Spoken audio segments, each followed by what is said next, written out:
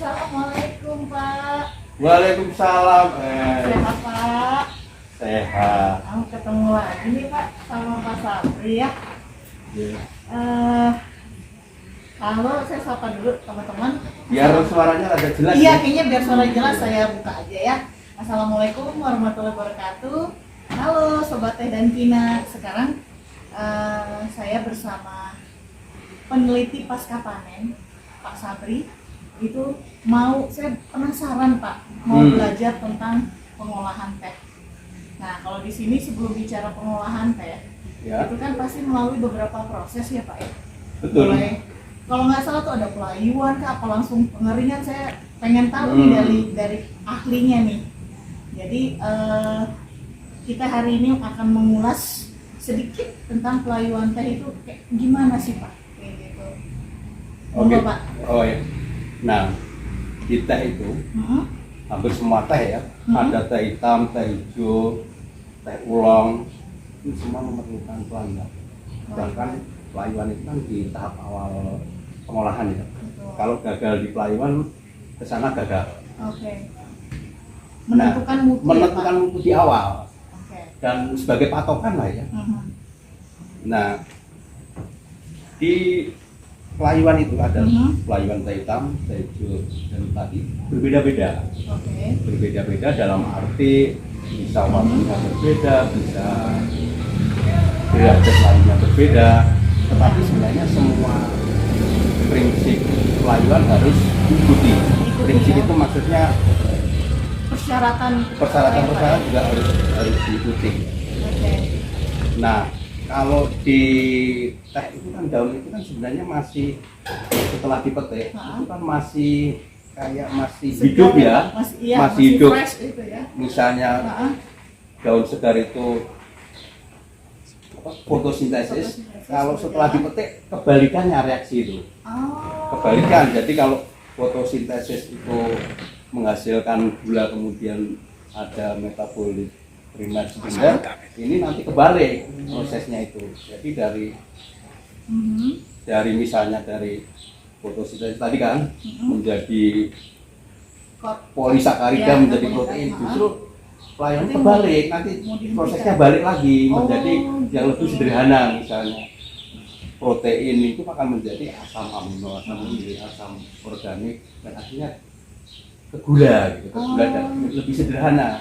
Makanya di situ bisa timbul aroma, wangi, kemudian mengurangi rasa pahit, karena timbul dari awal itu ya. Dari awal kembali ke lebih sederhana. Sebenarnya tujuan pelayuan secara sederhana itu untuk menurunkan kadar air kah atau selain dari proses tadi itu kalau pelayuan seluruhnya itu secara fisik menurunkan kadar air. Secara fisik. Pak? Oke. Secara fisik kan itu. Secara kimia tadi metabolisme tadi untuk merubah tadi menjadi, kalau ini menjadi senyawa sederhana lah, jadi kompleks. Tapi setiap jenis teh itu pasti beda ya? Pasti beda. Misalnya teh hitam harus memerlukan pelayuan dengan kadar air teh hitam masih ada turunannya lagi gitu. CTC 70, ortodok 55. Nah, kalau penelitian itu sebenarnya kalau paling flash itu apa ya? Maksudnya paling lentur itu di 55.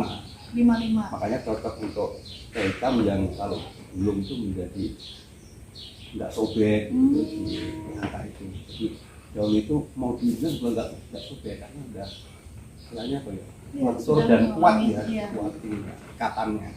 Tapi sebenarnya dari proses pelayuan itu sendiri kalau kita bicara teh hitam Pak, itu tuh berapa lama sih Pak yang dibutuhkan? Kalau pelayuan untuk teh hitam, kalau pelayuan kimia sebenarnya di 14 jam. 14 jam. Pelayuan kimia ya. Yang pakai minimal itu bisa gitu sampai 18-20 jam. Kadang-kadang kalau di CTC dipercepat. Kan juga kita mengering waktu yang bagus di pengolahan kan supaya aman semua itu 10 jam. 10 jam itu udah minim ya? Enggak sih, maksudnya aman, optimal. Setelah ke sana ya butuh turun sedikit, tapi kalau sebelum 10 jam. Maksudnya kalau 10 jam 11 jam proses ya. Kalau pelayuan kan tadi 14 jam. 14 jam. Tapi ada yang mempercepat sedikit. Karena toh nanti ada, kalau nggak dipercepat kelewatan malah nanti dalam satu proses tuh. Biasanya berapa ketinggian Pak di pucuk itu? Dalam apa, withering trough itu ya?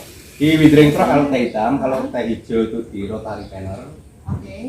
Nah makanya pelayuan rotary panel itu ini memang panjang gitu. Teh hitam itu harus memelihara enzim, Mbak. Memelihara enzim, makanya pelayuannya itu kuncinya itu ya. Enzim dan senyawa-senyawa lain harus dipelihara supaya tetap aktif. Makanya waktunya lama, kemudian pelan, itu ada satu tujuan. Kenapa 14 jam? Karena supaya metabolisme tadi, respirasi setelah pemetikan itu berjalan optimal, itulah aroma dan lain sebagainya. Kalau teh hijau di situ lain, pelayuannya dengan udara panas supaya mengaktifasi enzim, udara panas langsung mati gitu kan, langsung inaktif sehingga warnanya pasti tetap hijau. Kalau di YT, kalau di YT itu pelayuannya lama ini. Bisa 1 sampai 3 hari tergantung matahari ya, dan tergantung kita buat pasar. Karena ini juga bisa variatif tergantung kita yang mau bikin berapa hari.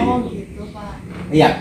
Tapi idealnya memang 1 sampai 3 hari. 3 hari, ya nggak ujuk-ujuk langsung. Ini ya Pak ya, di ruangan ini ya. Di ruangan ini baik.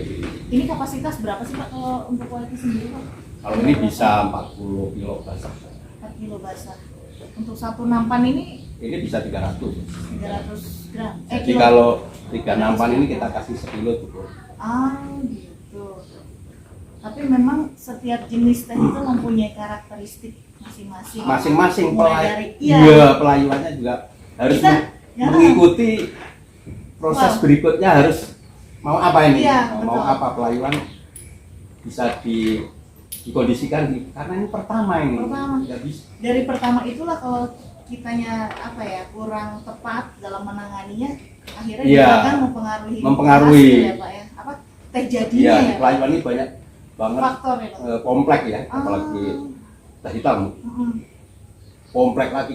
Apalagi kalau udah banyak lagi ya, banyak melayukan itu kompleks. Ya, mulai dari udaranya berapa yang diperlukan, kemudian suhunya, kelembabannya. Nah itu tuh kita kemudian hasil akhir rata enggak?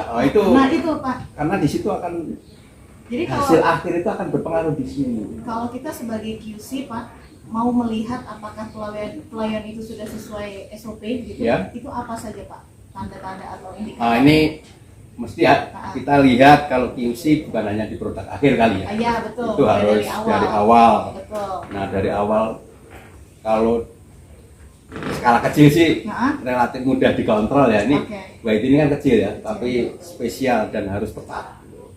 Harus tepat. Nah kalau di teh hijau teh hitam itu kan tontonan ya. Nah QC pertama ya lihat ini withering trough itu semua sudah dalam kondisi siap pakai enggak? Mulai dari pemanasannya ya. Mulai dari alat, kebutuhan udaranya, mulai dari persiapan. Iya. Mau misalnya di withering trough nih, bebernya gimana gitu kan? Kadang-kadang di samping beber juga ada di situ. Dia ditaruh di waring dipadatkan nggak? Kalau dipadatkan bebernya harus lebih ini lagi, lebih ngiratnya harus lebih bagus untuk di awal. Nah indikator akhir, misalnya masing-masing punya syarat pelayu kan, itu bisa kita secara fisik ya bisa kita pegang, misalnya sudah masih patah-patah enggak di internet itu, kalau masih patah jadi belum. Misalnya yang jelas kalau mau ini kadar airnya itu masing-masing. Kadar airnya ada langsung alat ukurnya Pak? Ada alat ukur, harus diukur memang kadar harus air. Berapa Pak kalau yang tadi? Kalau ortodok itu 55 bagus. 55 ya. Itu bisa naik ini ya karena tergantung ini juga ya Pak. Ya. Harapannya tidak bervariasi di pucuk itu.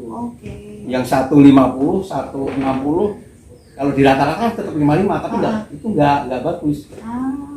Jangan rata-ratanya, tapi rataannya lebih dari 90% rata. Di angka 55 itu apa? Di 90% 90%. nanti setelah dari situ untuk proses pengolahan selanjutnya tuh jauh lebih ini ya Pak ya. Lebih pasti ya, pasti dari sudah bisa ya itulah konsistensi ya Pak. Konsistensi nanti penting sekali.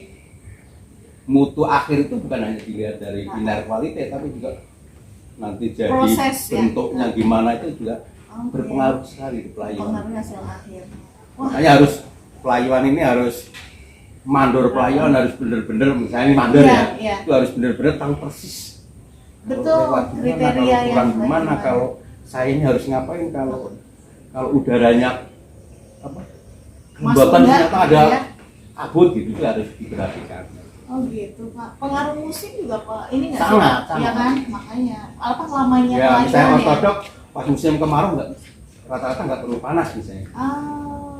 Dengan udara segar jauh lebih bagus. Oke. Wah menarik banget. Ini kita aja baru ngebahas satu proses ya Pak di awal proses pelayuan. Ini pun baru permukaan. Padahal bahas satu proses bisa untuk menjadi setengah jam 2 jam nggak selesai. Iya benar. Wah saya butuh 3 SKS kayaknya Pak. Iya nanti praktikum Pak ya. Praktikumnya tambah lagi. Iya. Aduh menarik banget nih Pak Sabri nih. Kayaknya nggak cukup nih kalau kita bicara per jenis teh pelayuan itu gimana. Tapi secara umum udah terbayang ya. Iya secara umum. Betapa pentingnya dari proses pelayuan itu mulai awal pengolahan teh itu akan menentukan hasil mutu akhir karena itu terjadi. Jadi ketika kita ingin mendapatkan hasil teh akhir yang baik dari situlah situ mulainya nggak bisa di pengolahan dan itu gagal di situ gagal. Dan tidak bisa dibohongi ya Pak ya. Nggak bisa kesalahan di awal nggak bisa dibohongi. Wah, biasa. Makanya betapa luar biasanya nih mengolah daun teh yang mulai dari teh fresh sampai menjadi kita siap minum siap itu minum. loh Pak. Baru di pelayan udah begitu. Belum nanti gulungnya, keringnya, itu sortasinya. Gitu. Wah nanti mungkin kita pada channel berikutnya saya akan membahas ini baru pelayuan mungkin nanti ada penggilingan, penggulungan ya Pak ya. Terus pengeringan, nah itu menarik banget. Pas nanti di akhir bagaimana sih hasil teh akhirnya itu. Nah teman-teman mungkin kita bisa simpulkan kalau proses pengolahan teh itu tidak hanya pada satu faktor. Jadi mulai dari kalau kita bicara di pasca panen pengolahannya itu dari mulai pelayuan sampai hasil akhir itu sangat berkaitan. Sangat berkaitan. Jadi betapa pentingnya informasi maupun keterampilan ya dan kemampuan tiap para mandor, para QC dan lain-lain itu untuk selalu mengontrol ya Pak ya hasil kontrol penting prosesnya gitu. Prosesnya relatif banyak dan rumit ya. Rumit sekali. Jadi ketika kita minum teh itu kalau kita membayangkan di pabrik, wah betapa banyaknya ya proses sebelum menjadi itu gitu. Ya mungkin begitu dulu Pak Sabri. Terima kasih banyak ilmunya, informasinya. Mudah-mudahan bisa bermanfaat buat Sobat Teh dan Kina semuanya. Kita ketemu lagi sampai channel berikutnya. Assalamualaikum warahmatullahi wabarakatuh. Terima kasih.